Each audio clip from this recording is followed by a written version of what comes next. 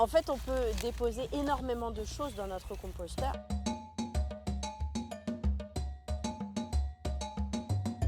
Donc on va avoir nos restes de repas, on inclut la viande et le poisson, tout ce qui va être épluchure de fruits et de légumes.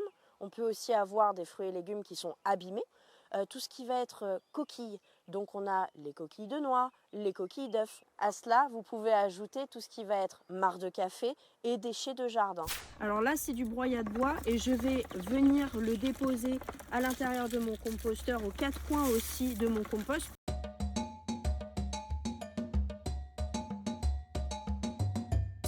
Alors l'aération de mon compost se passe sur les 15 à 20 premiers centimètres.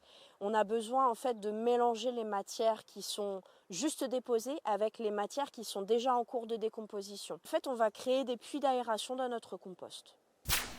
Ça peut être fait avec un aérateur comme ici, ou alors avec une fourche ou un bâton.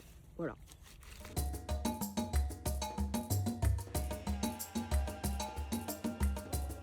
Notre compost, on peut l'utiliser au bout d'1 an.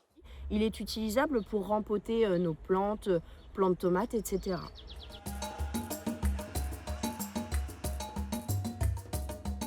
Il y a différentes manières de se prémunir contre le rat. On peut mettre ce qu'on appelle du grillage un peu soudé dans le fond de notre compost pour éviter que le rat vienne et fasse une galerie dessous. Ou alors on peut utiliser ce qui peut être des restes de carrelage par exemple, du carrelage extérieur